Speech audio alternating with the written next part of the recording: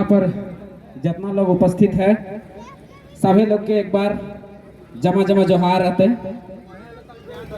तोनी हम तोनी के प्रणाम भी कर सकोलिए, नमस्कार भी कर सकोलिए, लेकिन जमा जमा जोहार ही कहे बोल लिए कोई कारण हते ना हते कि ना। हमने के लड़ाई एक्चुअली में लगो आइडेंटिटी के यानी अपन पहचान के, तो हमने के अपन एगो पहचान बनाना हो कगर से, जोहार से। कैसे? जब तू साथ जीवे, जब साथ जब है तो हुआ करा बोलो थे वड़ा को, और जब तू गुजरात जीवे तो हुआ बोलो थे कैम छो। जब आप राजस्थान जाएंगे तो राजस्थान बोलता है, राजस्थान जब आप जाएंगे तो भाई साहब या कुछ भी अपना संबोधित करता है। जब आप ये उड़ीसा जाएंगे तो वहां लोग बोलते हैं नमस्कार। उसी तरह हमको एक आइडेंटिटी बनाना है, अपनी एक पहचान बनाना है जोहार से। तो सबसे फिर से एक बार कहो, सबके आवाज आवे चाहिए, सबके जमा जमा जोहार ना आवाजे लो।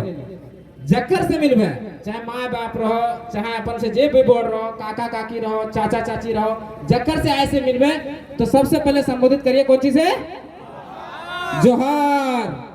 और तोनी के लिए जमा जमा जोहार अगर मतलब नहीं बुझे पर जमा जमा जोहार मतलब इकट्ठे तोनी जोहार कर ले।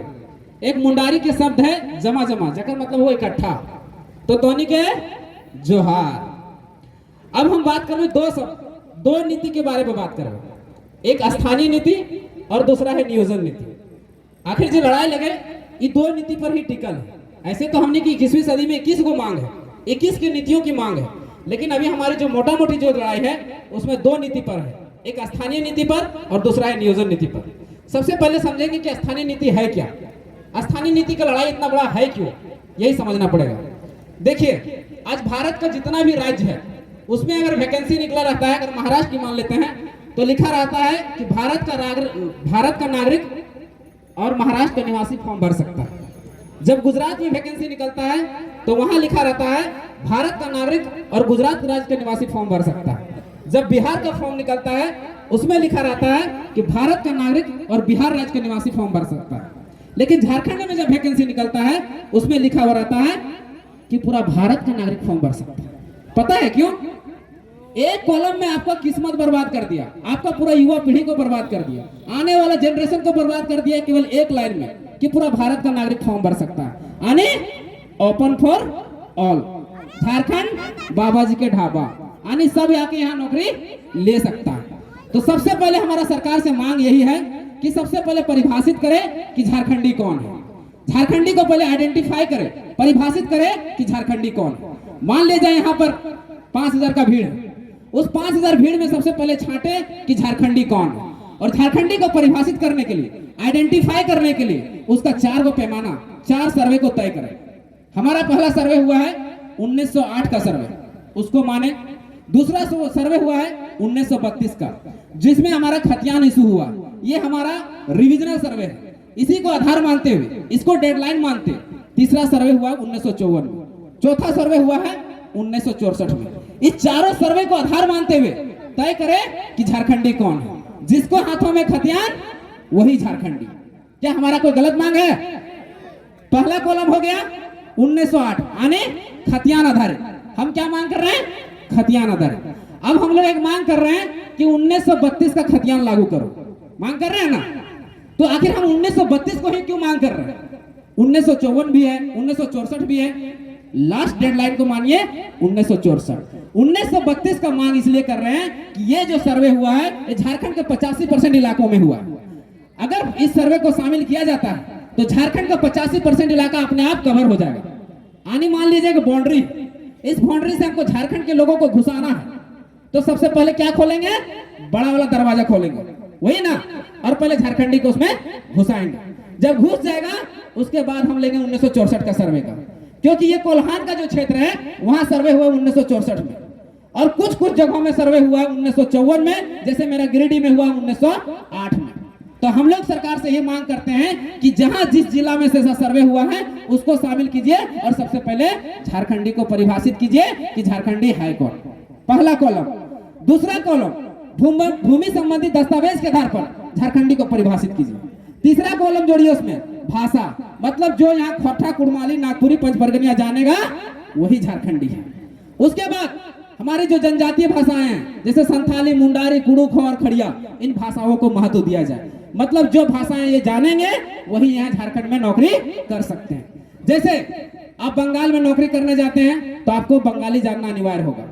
जैसे आप महाराष्ट्र में नौकरी करना चाहते हैं तो आपको वहाँ मराठी जानना अनिवार्य होगा। जैसे आप गुजरात में नौकरी करना चाहते हैं तो आपको वहाँ गुजराती जानना अनिवार्य होगा। जब आप उड़िया में नौकरी करना चाहते हैं तो सबसे पहले वहाँ आपको उड़िया जानना अनिवार्य होगा, तभी आप वहाँ नौकरी कर सकते हैं। लेकिन झारखंड एक ऐसा राज्य है जहाँ बाबा जी का ढाबा है, जहाँ हिंदी भी जाने, इंग्लिश भी जाने, जो भी भाषा जाने यहाँ नौकरी कर सकता है। आने आपका बैरियर नहीं है, आपको घोरना घोरा नहीं गया है, आपको दरवाजा नहीं लगाया गया है। इस कारण से बाहरी लोग यहाँ पर हस्तक्षेप कर रहे हैं, घुस रहे हैं।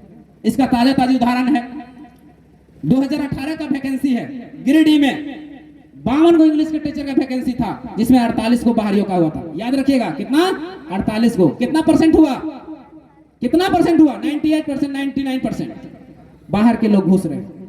अगर बैरियर रहेगा तो वो लोग घुस नहीं पाएंगे। 37 को केमिस्ट्री का टीचर का वैकेंसी था, 36 को बाहरियों का हुआ था। 56 को संस्कृत के टीचर का वैकेंसी था, जिसमें 54 को बाहरियों का हुआ था। क्या ये दर्द झारखंड सहता रहेगा, सहता रहेगा क्या? अगर नहीं सहता रहेगा तो खतियान लागू होना जरूरी है।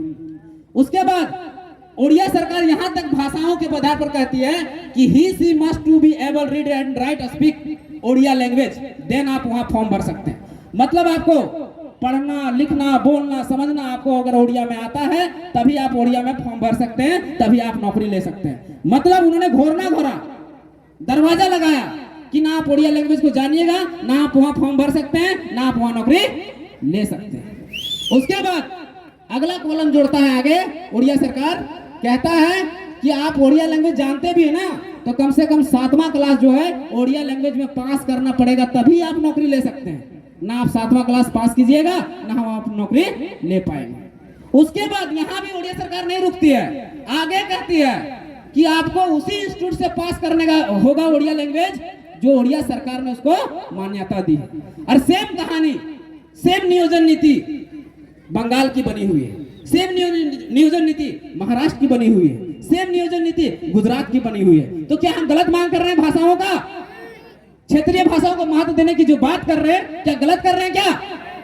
आवाज नहीं आ रहा, आवाज नहीं आ रहा, मतलब आप लोग उत्सुक नहीं है। क्या गलत मांग कर रहे हैं? नहीं ना, यानी हमारी मांग जायज है। ये हुआ स्थानीय। अब है कि नियोजन, नियोजन को समझिएगा। पूरा भारत के 28 राज्य है, 28 राज्य में 18 राज्य नियोजन को जो बनाया है वो 9-10 के फॉर्मूले में, 90-10 के फॉर्मूले में, सॉरी 90-10 यानी मतलब 100 सीट अगर निकल रहा है तो 90 के वहां के राज्य के निवासी नौकरी लेंगे और 10 को बाहर का लेंगे। लेकिन झारखंड एक ऐसा राज्य है जहां ओपन फॉर ऑल है, यहाँ तो रिजर्वेशन कैटेगरी में बाहर के लोग फाइट कर रहे हैं। तो ये गलत नीति है कि नहीं? उसी का विरोध कर रहे हैं। और कुछ राज्य तो भारत में ऐसा है जो स्पेशल प्रोविजन 371D के तहत, अनुच्छेद 371 के तहत, जैसे आंध्र प्रदेश और तेलंगाना जैसा राज्य क्या किया है कि अपनी C और D की नौकरियों में 100% सीटों को रिजर्व किया। कितना? यानी 100 सीट निकलेगा तो 100 सीट आंध्र प्रदेश और तेलंगाना के लोग ही नौकरी कर सकते हैं। लेकिन झारखंड में देख रहे हैं कैसे 99% लोग घुस रहे हैं बाहर का, उसी को रोक लगाना। इसलिए नियोजन नीति जरूरी है। तो पहले स्थानीय बना कि पहले हमारे खतियान के आधार पर, भाषा के आधार पर, संस्कृति के आधार पर झारखंडी को परिभाषित कीजिए कि झारखंडी है कौन। जब ये बन जाएगा फिर नियोजन बनाइए 90-10 का। उसके बाद जो ऑफिसर का पद होगा उसमें 80 से 85% हमारे लोगों के लिए, हमारे बच्चों के लिए रिजर्व किए। क्या ये गलत मांग है? नहीं है। हम खुद पढ़ने वाले छात्र हैं।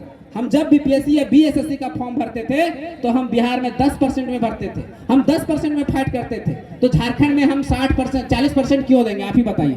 गलत है कि नहीं? गलत नीति है कि नहीं? उसी के विरोध करने के लिए ये आयोजन किया गया है। उसी